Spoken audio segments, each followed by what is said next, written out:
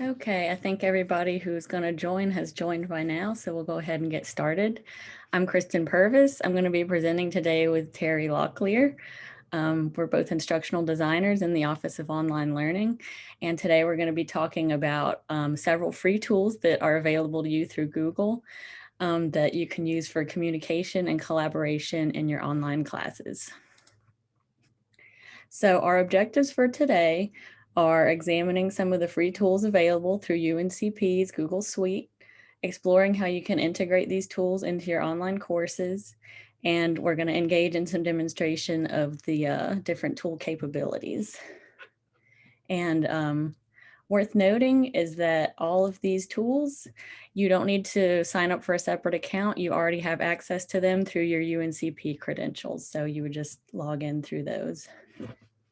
So first, we're going to look at collaboration tools, and that'll be Google Drive, Google Docs, Google Sheets, Google Forms, and Google Slides. And then Terry's going to talk to you about Google Hangouts and Lucidchart and Jamboard. So first, I'm going to go over the tools for collaboration. And the first one is Google Drive. This is going to be your landing spot for all of your collaboration tools. They're all stored on Google Drive, whether it's a sheet or a form or whatever it is. They're all stored in Drive.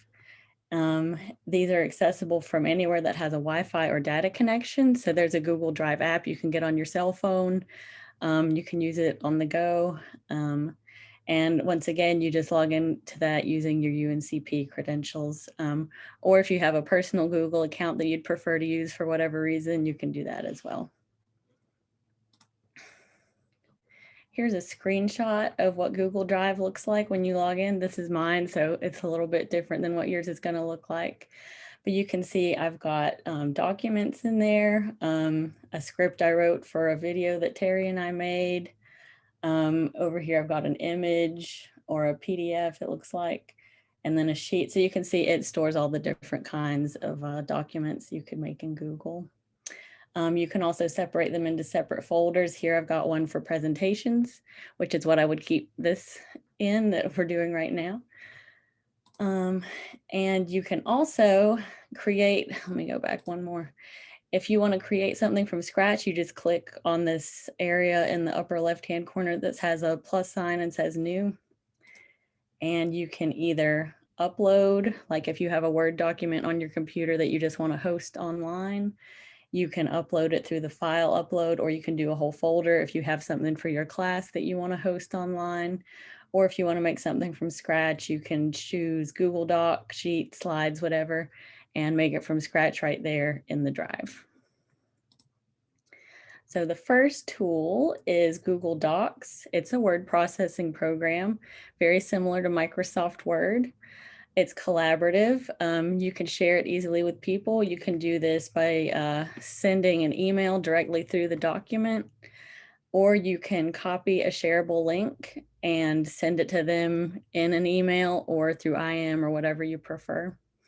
And you can set different permissions so that the person you share it with can edit that document or only view it, or they can comment on it. So comment might be a good one for, like, if your students were writing an essay, they might want to give you commenting permissions only, so that way you're able to read everything they wrote, but you can't make edits yourself, but you can comment on certain sections. So you would like highlight a sentence that needed an improvement in grammar or something and write your comment that they need to add a comma or an apostrophe or whatever it is. Let's look at a couple templates that are available through Google Docs.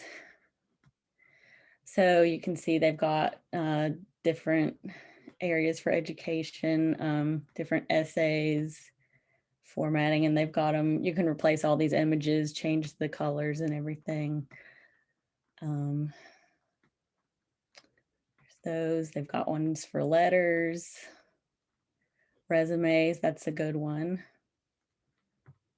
I think I used that one to write my resume to apply for this very job, actually. So it's a very useful tool. Meeting notes. You can even make brochures, newsletters. And then UNC Pembroke has some templates now and then. I'm not sure what this one is for, but these are just the generic Google ones. You can peruse through those. Okay. There's just a screenshot of what it looks like when you open up Google Docs. It has blank, essay, report, those different templates we looked at. And here's a collaborative Google Doc that Terry and I were working on together to make this presentation, actually. So you can see we both have editing permissions up in the right-hand corner. You can see what your permissions are. And if he was writing at the same time I would see it in live real time, what he was typing, and it would have his name next to it. And it's different colors for each person, so you can keep track of who's writing what at whatever given time. So next we'll look at Google Sheets, which is spreadsheets. It's very similar to Microsoft Excel. It's also collaborative, the same way Google Docs is. You can share with email address, the link, set the same permissions, edit, view, comment. Look at a few templates for that. You can do attendance, grade books, assignment trackers, all kinds of things. Calendars, expense reports. You can see it gets very in-depth. What I usually do is I'll just make a blank one, do it from scratch so I know what I'm working with. And here's a screenshot of just a really simple demo one I made.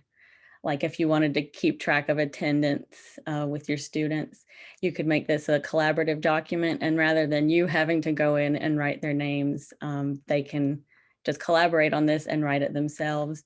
And you could use this as an introductory activity to your class as well. Like you could add another column, like tell us a little bit about yourself, and they can just put a few facts like what some of their personal interests are, why they wanted to take your class, things like that.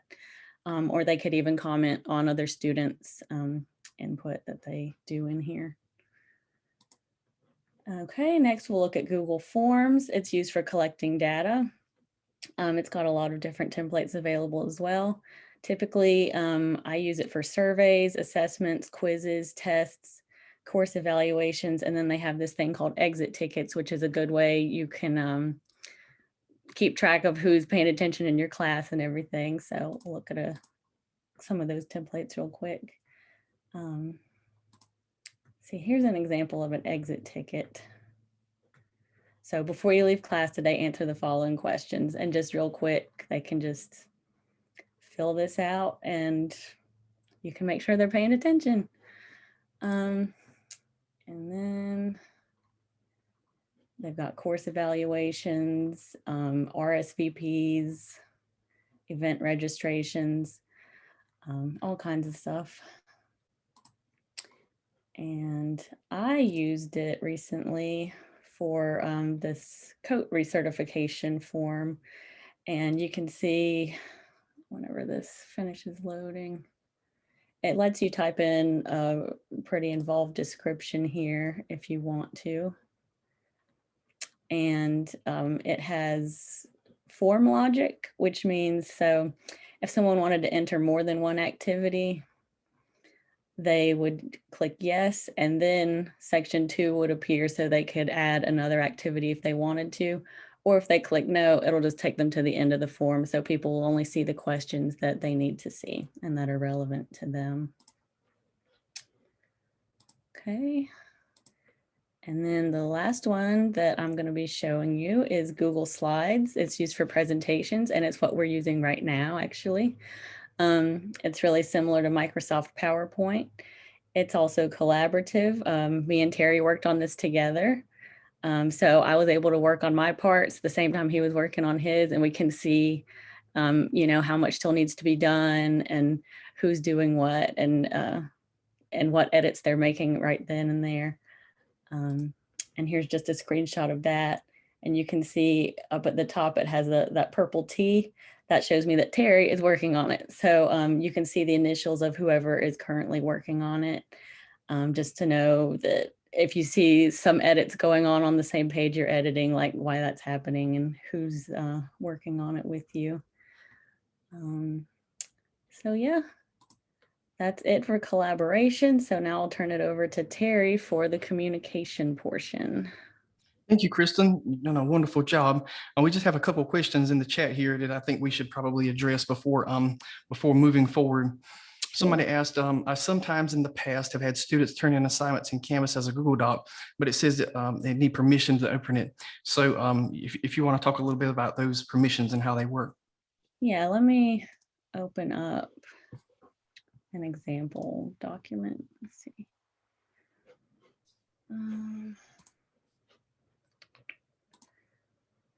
Okay, let me see. Okay. So I'm going to share my screen again so we can just go through this together. So I just opened up a blank document. So up here in the right-hand corner, you see it says share. What they will need to do is just click on this. Let me just name that. Okay, so down here at Get Link, okay, only people added can open with this link. You can copy that and then paste it into an email, or if I wanted to share this with Terry, I could just click on that and then he'll get a notification. And I can, right here is where I would change it to what kind of permissions I want him to have, whether he can only view it, he can comment on it, or he can edit the same as I can. And you can write a message in there if you want to.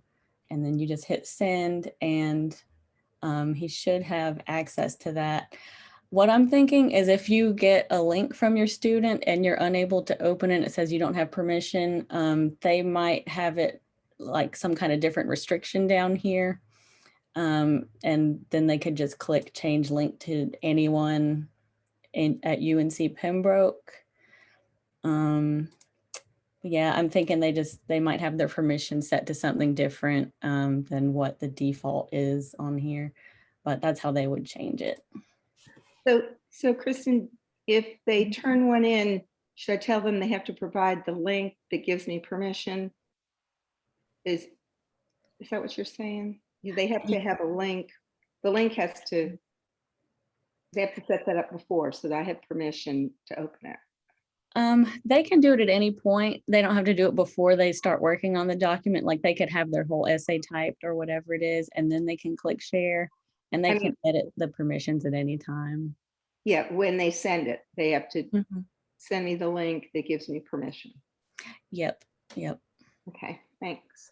You're welcome. I also, if you don't mind me adding, Kristen, I also think it's a good practice to have students and for us when we're sharing these documents within Google. I think it's important for us to use our UNCP account because sometimes you can create things and they're not. You have to have a UNCP account to access them. So I think it's important that we, it just solves a few. It might keep you from. You may avoid some headaches by just requesting that students always default to their UNC Pembroke account. And that brought up a good point too. The reason you might not have permission, even if they send you the link, is you might accidentally be logged into your personal Gmail account instead of your UNCP one. So they might have added your UNCP email address for access, but not your personal one. So when you try to access it using your personal, it'll say you don't have permission. I've run into that issue quite a bit in the past because I use my personal email address for some things and UNCP for others. And in that case, you would just go to the upper right-hand corner here and click on your UNCP one. So here I've got my personal ones. And I just have to switch between those depending on what document I'm trying to access. So what if I'm in Canvas though? Because when I'm in Canvas, I'm not even working with my UNCP Gmail. Or is that embedded in Canvas? Yes. It is? It is. Okay, so if I'm in Canvas and they send me the link that gives me permission, it should be okay. Mhm. Okay. One of the issues with sometimes with these sort of Canvas integrations is the authorization piece. You know, the first time you used Google within Canvas, it asked you, it brought up a message that said something like authorize this app to blah blah blah, and you clicked okay, yes. And then maybe if you used it on and off, and then maybe just say like a year later, you may try to access something and it says, you may get a message stating that you don't have permission. Sometimes it's easy to, sometimes you can solve those issues by logging out within Canvas. So you can go to wherever the Google document would be, and in the top right, you should see like a log out button. Log out and then log back in and then like reauthorize. So in some cases, I think the integrations are handy to use those from within Canvas, but they can get problematic when these sorts of issues arise. So for me, I just find it easier to, not to use those sort of integrations. We also had, Kristen, one other question in the chat. Professor asked, could you please show the end slide that you could see for the survey results? I guess if you go back to that survey you were showing before and show what the results page looks like. Yes. Okay, so go ahead. I was just going to say, I see a hand raised by Professor Riviera too, so we'll come back to that. Okay, cool. So here's the form. This isn't an exit ticket, but it's set up the same kind of way as an exit ticket would be. It's a Google form. So here you have all your questions that you fill out. And then once you start getting responses, they'll be over here in this tab. And you can see I've got 11 responses. So I just click on that. And it gives you a summary of who all has responded. And it automatically collects their email addresses. And it even gives you charts here. And basically a summary of how many people answered which questions with which answer. And yeah, this is just a summary of everything. And if you want to look at individual responses, you can click on individual and just choose from this drop-down menu whose responses you want to look at. And it'll give you all the details about what they said here. You can also export these into Google Sheets. So if you needed to, if you maybe needed these survey results for, in a different tool, maybe like some analytics software or something, you could put it in a Google Sheet and then export it in a CSV if you needed to. Yep, and the way you do that, there's just this little icon up here, and you just, if you hover over it, it says create spreadsheet, and you just click on that and hit create, and it'll export all your data. And then one last view you have is if you want to look at individual questions and see how people answered those. So yeah, you just select the question from the drop-down menu and view everyone's responses. Are there any more questions about that before we move on?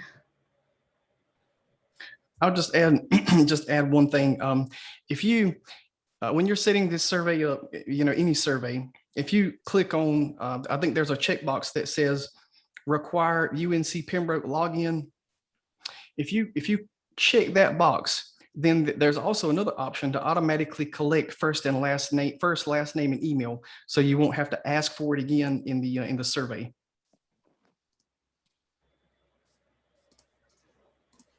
Okay. Yeah, I'll just share one more time and show that real quick. So see here, it says this form is automatically collecting email addresses.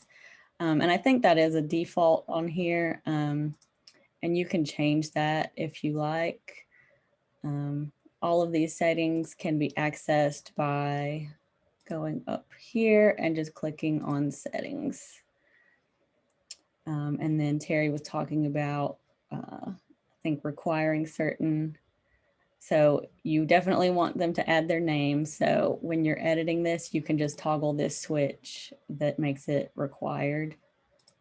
So Now it's required.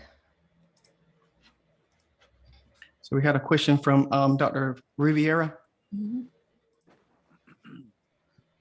Yes, thank you for your presentation. I'm enjoying it. Can you hear me, first of all? Yes, thank you. All right. Second, I would like to go back to Google Docs. And I was distracted a minute ago because there was somebody calling me. But I wanted to know if you have already addressed or not, if the issue with the requesting access, if they don't have, if they're using a different email account to access the file you're trying to share, is that something that could be overwritten, excuse me, like you just mentioned, some things could be overwritten with the exit surveys, or is that something that administratively your offices at the university are requiring for security purposes? I'm just trying to understand, why is it so cumbersome, this process? I think it's probably a security issue because some of the documents are sensitive and we don't want them getting outside of the organization of UNCP. If it's something like an essay or something that's not very sensitive, one workaround you could do is just request that your student add your UNCP address and your personal. So whichever one you're on, you can access it without having that barrier. It is an extra step for them, but that's one way you could work around it. Well, the reason I'm saying this is because if I am inviting someone with their own email, isn't that security enough? You see what I'm saying? I'm not really sure how it works. I would have to, you would have to ask Dewitt about that. Because I had the students sign up for some interviews that they had, and I had about 30 students, and I had to give access to a lot of those students because they were using some other address. And so, you know, it just doesn't seem time effective when I have to go through. But I do like the idea of sharing the document and how it works and how easy it is. That so my preferred method, let me share my screen one more time. My preferred method for sharing documents is not necessarily to do it this way, like inviting someone, because this is only going to his UNCP address. If he wanted to access it from his personal, he wouldn't be able to. He would get the same barrier that you're referring to. But if I just click on this get link, copy link, anyone can access that who has it. So whatever email address they are on when they check and get that email, or the IM, or however you send it to them, they will be able to open it. That's great. Thank you. This is very helpful. Yeah, you would have to click change it right there. It is. Yeah, you would have to change this though to anyone with the link, not just UNC Pembroke. Perfect. That is so helpful. Okay, good. Yeah, I was very pleased when I figured that one out. So hopefully that'll help. So by default, it automatically defaults to only people with a UNC Pembroke address, and you can just go in and change it to anyone with the link. Yeah, and just one more time to go over how to do that. You just click share, and down here where it says get link. So right now it says UNCP, anyone with the link. You just click on change, and then click on this drop down and pick anyone. And then you'd copy the link and just send that to whoever needs it. Are there any more questions? It looks like Professor Harrison has a question about the survey. Mm-hmm.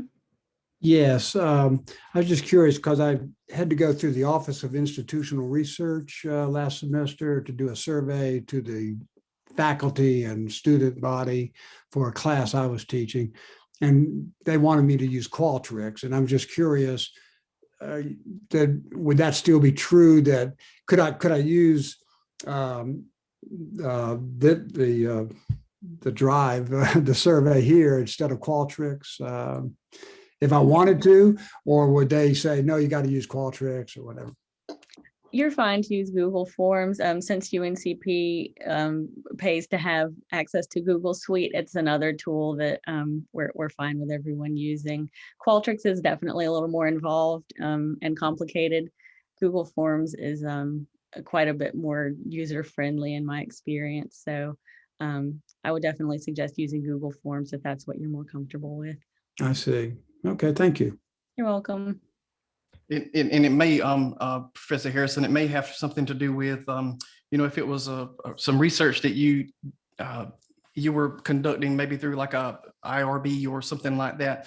Institutional effectiveness is the Qualtrics administrator on campus, so they would have access to anything that that occurs in that system, and that might not be the case for Google Forms. So that may have been their rationale as well. Okay, thank you. You're welcome. Okay, so I'm going to go ahead and share my screen and talk about some tools here for communication. Thank you, Kristen, for your wonderful presentation. That was thought-provoking. Thank you.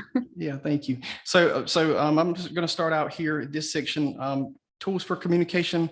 I actually had two initially. I was going to talk about Google Meet and Google, something called Duo. But when I started looking into Duo, it was more of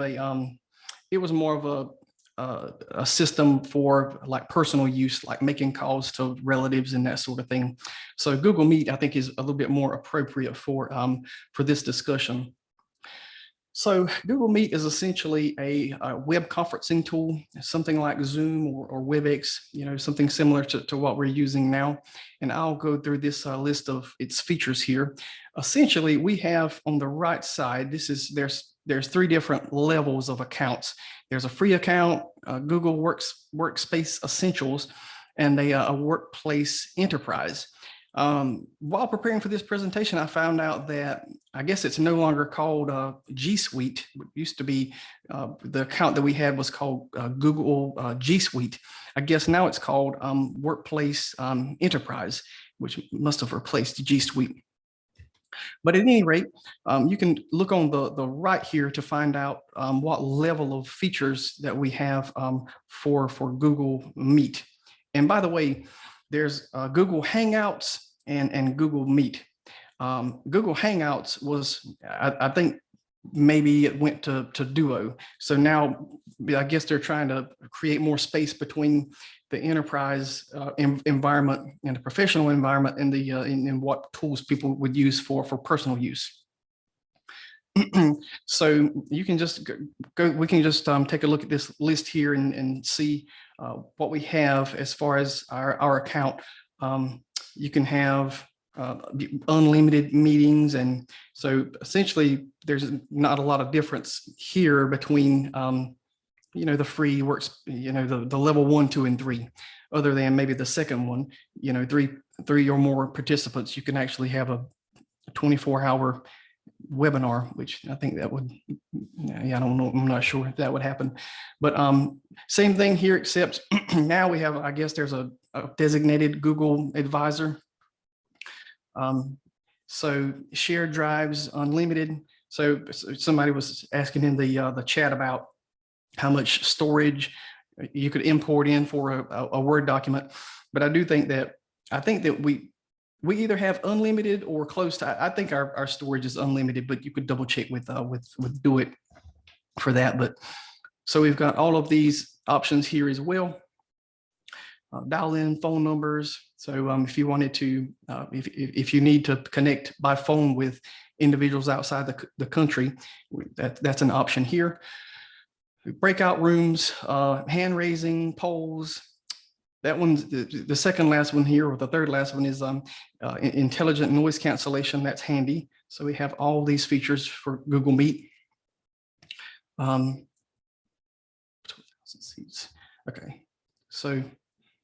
Okay, so this is, for example, one of the other features within Google Meet is the ability to do polls. I think we also have polls here in Zoom as well, but it's just nice to know that those features are available.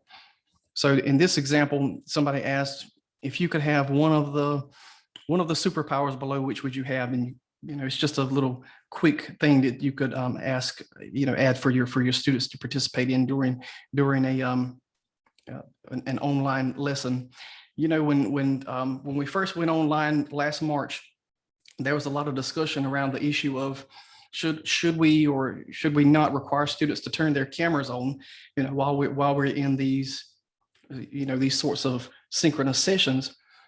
And my thought is, you don't really need, it may be discipline specific, but for this sort of session, like what we're doing now, I don't think we need to have our cameras on. There's a way in which we can engage students by using these little polls. So using these little polls in the middle of a video call, it lets you know if students are engaging with the content.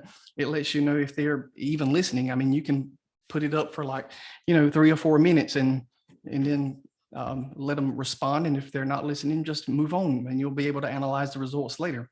So that's a way in which you can engage students without having to, being forced to watch them or having their cameras on to make sure they're, in class or listening. I think it's a little bit more engaging actually to have something like this, because you'll really know if they're really being a part of the lesson. Another option that they have here in Google Meet is the ability to have automated captions. So at the bottom right hand of a call, when you're in a call, you can click turn captions on, and it'll actually provide automatic captions on the fly. So if this was an actual, rather than using Zoom, if we were using Google Meet right now, I could turn that on, and it even understands my heavy accent at times as well. So it works pretty good. So let me talk a little bit about Google Workplace Marketplace. Like I said, it used to be called the G Suite Marketplace, but now it's called the Workplace Marketplace. We'll say that 10 times. But before we get into that, I want to talk a little bit about APIs and add-ins, because everything that we've been discussing up to this point, Google Drive, Docs, Sheets, those are all applications that are native to Google. But what I'm going to discuss now, this Lucidchart, is actually a third-party. It's a third-party app. So let me talk a little bit about third-party apps. Well, so like I said, if you look on the left here, you've got Sheets and Google Plus and Chrome and Google Drive. Those are all native apps, right? So take, for example, Google Drive. It's a native app, but on the right-hand side, if we look at third-party apps, all of these applications, and I don't know what any of them are actually, all of those third-party applications work with Google Drive. So you've got the native Google apps, and then you've got third-party apps, or they're connected through something called APIs that connect to the native apps. So I know this can be a little bit convoluted, but just hang with me for a minute. I just wanted to add this. When I went on Google's website because I know somebody's probably thinking like, what is an API? When I went on Google's website and I said, okay, well, what is an API? It has a link here on this page, right? And it's in blue, so it's hyperlinked. And when I clicked on it, guess what?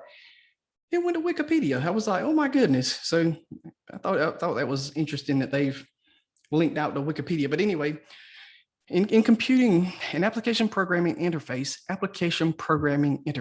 or an API, is an interface that defines interactions between multiple applications and hardware and software intermediaries. So it's like software program here, a software program over here, and it's the language in which connects those two, essentially. That's the short of it. So in order to access Google's programs that are API enabled, you'll go to the Google Workspace Marketplace. And it's just, it's easy to find. Just if you go log into Google actually and click on the upper right-hand side, the little dots beside the T up here, if you click that, you can go to the marketplace from there. So one example that I want to show you is one called Lucidchart diagrams, and there may be somebody out there that's heard of this tool before, but it's really cool. Okay, it's a chart creation tool. So essentially, you can create charts with it, and there's numerous types of charts. And I went in and I was like, seriously, it's almost an unreasonable number of options. It's almost like unlimited. So there's a lot of different chart types you can create with this tool. And you can also share those via URL, essentially the same way Kristen was sharing those Google Docs before. But with this one, you can also have embedded, you can embed a Lucidchart into a Google Doc. So that's where the API piece comes in. And now let's get ready for a demo. Okay, so I'm going to click this link here. So I'm already logged in, and, oh, sorry. I think I went to a different, share. Okay, so you should be able to see it now. I'm going to just do this. Okay, so now I'm already logged in, and you would log into Lucidchart using your UNCP credentials. And I'm going to go to, if I go to Documents, right? Oh, apparently I'm not logged in. Okay, sorry. I'm going to click on my Pembroke address. So now you'll see this this document, which is it's a decision tree. And this was for a presentation that I'd done maybe a month or so ago. I'm going to go back to my slide here. I just want to run through something real quick. Okay, so this is the decision tree chart. This is actually embedded into my Google slide, and I'll actually stop presenting just to show you what that looks like.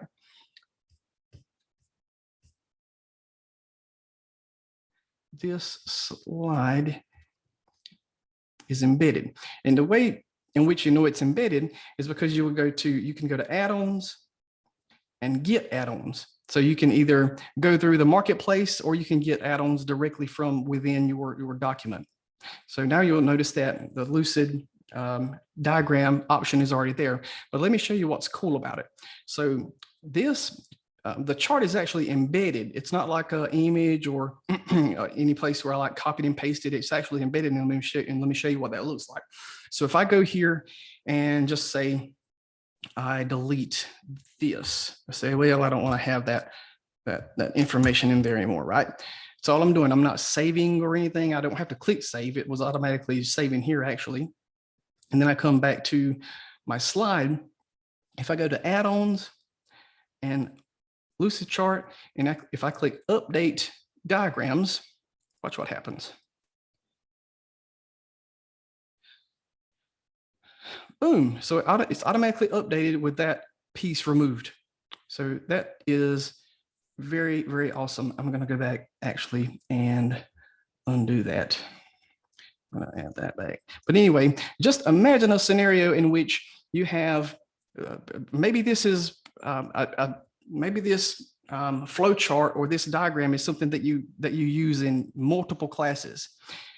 And you need this listed and updated in five different places.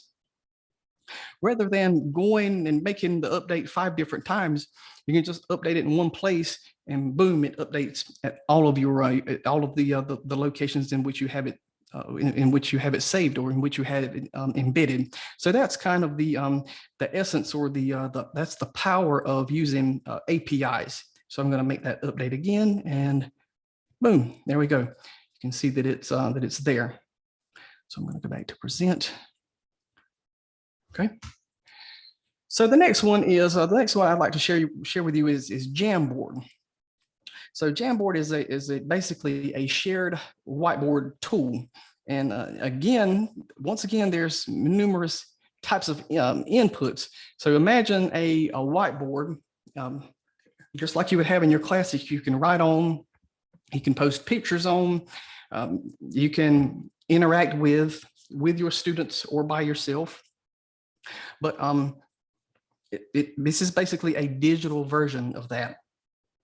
And I found out this morning, I was playing around with this tool, that if you use it, if you use Jamboard with a iOS device, it's actually pressure sensitive. So imagine like writing on a board and pushing, and the harder you press, the darker the ink gets.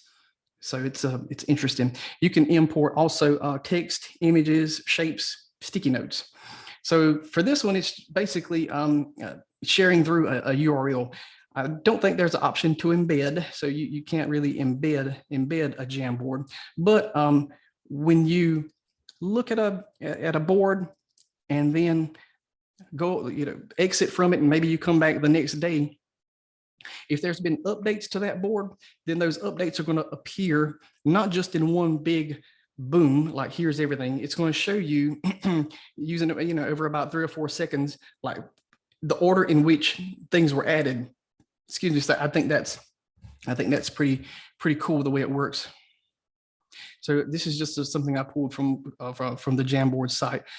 So if you look on the left, that's essentially, the types of things, the types of visualizations that you can create with a Jamboard. And there's an app as well. So another demo, I'm calling this part 2. Okay.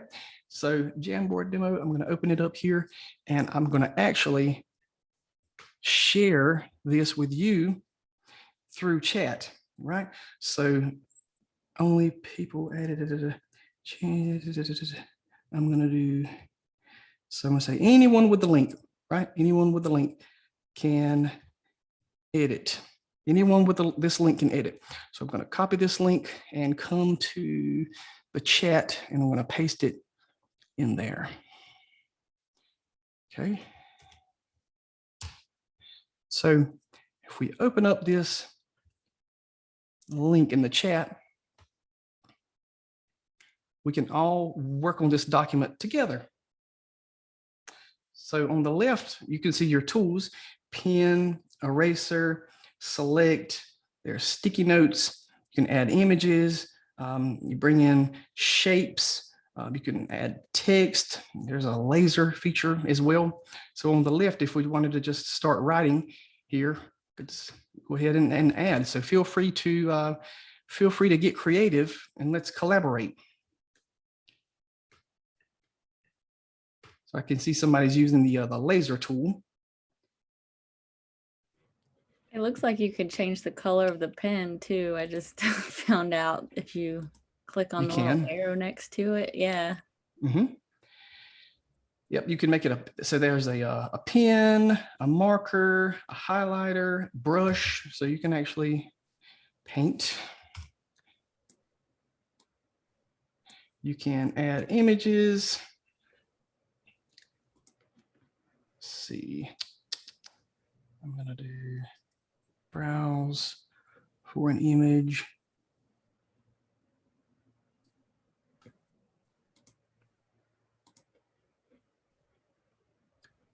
Let's just play around with this for 1 minute.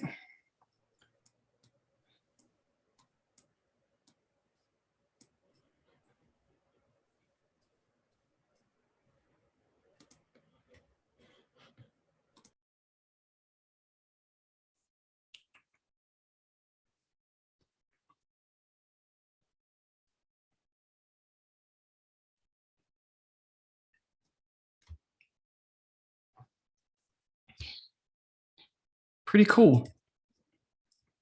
I think this can be useful for some of you, I'm sure. So essentially, that's it's Jam. That's a Jamboard. Okay. So if I get back to our demo, so that's all that we have. So now I'm happy to take some questions and comments if anybody has anything they'd like to add. We've got one in the chat. Can we use the Jamboard in the same way as we do with the Blackboard on the wall? So in the classrooms, are you asking if these will integrate with the existing whiteboards? Oh, actually, I'm just curious. Like when I see Khan Academy, I saw like people are explaining the math or something, and they're writing just as if they're writing on the blackboard on the wall. So is this Jamboard can do very similar thing? We can write on the screen instead of the blackboard. So where it gets interesting with that piece, and I don't have my iPad handy, is what you would really need a piece of hardware. So for example, an iPad or a laptop with a pen to really create something that's comparable to Khan Academy videos. Where it gets tough with just a laptop is trying to, write with the mouse. So you would need some sort of pen to really make it effective. But essentially, if you have that hardware, yes, that functionality is possible with Jamboard.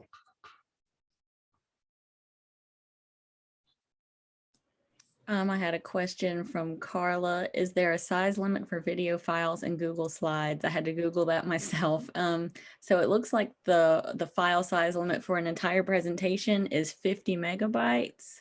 So I think as long as you keep it under that, you should be good. What I've seen most people do if they have a video is they'll just link to it within the presentation, and then the video will open in your browser window. So that's a good way to work around that size limit too. Yeah, 50 megabytes is not a lot of space, especially, for video, and if you're adding a lot of images. Then Lewis asked, can someone provide an example of when they've utilized the Jamboard? One instance I've seen of it is when I go to like a conference, and it's like online ones. We use the sticky notes feature a lot. Like someone will ask, like the presenter will ask a question from everyone, like give an example of a time when this or that. And then each person will just write a sticky note and stick it on the Jamboard.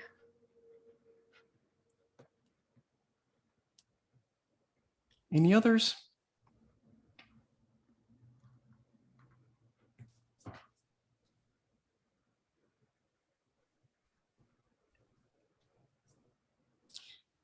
Well, hearing none, it's good to see everyone. It's good to see all the familiar names.